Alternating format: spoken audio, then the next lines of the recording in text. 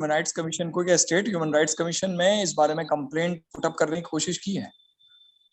ना, नहीं जी, नहीं की अभी तक। एक नागरिक होने के नाते पूरे जो भी यूएनओ के मेंबर हैं और दुनिया में ह्यूमन राइट्स चार्टर जो है उस पर भारत ने भी हस्ताक्षर कर रखे हैं, हम पे भी लागू है 1993 से। और जो फंडामेंटल उसके हैं, अगर मानवाधिकारों के चार्टर को, मैग्ना कार्टा को पढ़ना शुरू करें तो सुनवाई का अपने आप में फंडामेंटल लॉ है और मानवाधिकार के अंडर आता है। यानी किसी आदमी के ऊपर ये ऑर्डर करना कि इनकी किसी भी अपील को आपको सुनने की आवश्यकता नहीं है, ये अपने आप में आपके फंडामेंटल राइट का वायलेशन है। ओके, इस तरीके से नहीं सोचा था सर, ये मैं सजेशन नोट कर लेती हूँ, ऐसे नहीं सोचा था हमने, या ऐसे मतलब नहीं किया है अभी तक। एक सिंपल बात आप समझें, अगर आप ऑनरेबल हाई कोर्ट गुजरात में भी जब इस चीज को प्रेजेंट करेंगे तो एक बहुत बेसिक आर्ग्यूमेंट है, तो आप सब ऑडी अल्ट्रम पार्टम का एक फंडामेंटल प्रिंसिपल है लॉ में, यानी सामने वाले पक्ष को भी सुने जाने का पूरा अधिकार होता है। मेरे खिलाफ अगर आप ये लिख रहे हैं कि मैंने मिसबिहेव किया या मैंने ऊंची आवाज में बात की, तो ऑर्डर आप तब पास करेंगे मेरे अगेंस्ट जब मुझे उसकी एक्सप्लेनेशन देने का मौका मिलेगा। क्योंकि जो आपका रिप्रेजेंटेशन है उससे ये बात तो बहुत क्लियर है कि ये जो ऑर्डर किया गया है उसमें जो भी एप्लीकेंट्स को या एप्लीकेंट्स को बेन किया गया उनको इसके बारे में क्लेरिफिकेशन देने का कोई मौका ही नहीं दिया गया।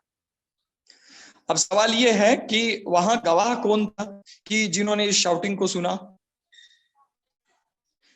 जब एक दूसरा फंडामेंटल प्रिंसिपल आपको हाईकोर्ट में काम आएगा कि वन कैन नॉट बी जज इन ऑन केस।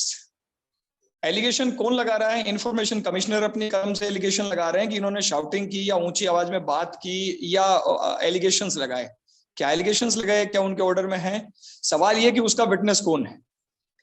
आप खुद तो हो नहीं सकते, आपके कर्मचारी जो है वो आपके इंटरेस्टेड विटनेस हैं, तो वो आपके गवाह हो नहीं सकते। तो जब स्वतंत्र कोई गवाह नहीं और इंडिपेंडेंट कोई विटनेस नहीं, तो ये एलिगेशंस क्या मायने रखते? कोई मायने नहीं रखते। कल को तो कोई आरटीआई आवेदन लगाएगा, एक सिंपल बात है, मैं यहाँ से चेन्नई में आरटीआई आवेदन लगाऊंगा और ये कहेंगे इसका इरादा तो हैरेसमेंट करने का, तो आपको नहीं ये तय करने वाले कि मेरा इरादा हैरेसमेंट का है या नहीं है। सुप्रीम कोर्ट की एक नजीर है ओंकारजीत सिंह अहलूवालिया वर्सेस मंजू देवी। उस साइटेशन में ऑनरेबल सुप्रीम कोर्ट ने यह हेल्ड किया है कि कोई भी कंप्लेंट मैलाफाइड है या जस्टिफाइड है, ये ट्रायल का विषय है। यानी जब वो आगे चलेगी तो उस दौरान ये एस्टैब्लिश किया जाएगा कि ये जो भी एप्लीकेशन थी या कोई भी कंप्लेंट थी वो मैलाफाइड थी या जस्टिफाइड थी। सवाल ये है कि उसका जो क्रक्स निकलता है, एक एप्लीकेंट 10 रुपया पे करता है, पब्लिक सर्वेंट उस 10 रुपए की बाएवज 10 रुपया के उसके जो उसका एप्लीकेशन है उसको एंटरटेन करता है, और उसके बाद अगर आवश्यक है तो उसे डॉक्यूमेंट्स दिए जाते हैं, और अगर लॉ में नहीं आते हैं तो उसे डिनाई किया जाता है। इसके अतिरिक्त पीआईओ के पास कुछ नहीं है।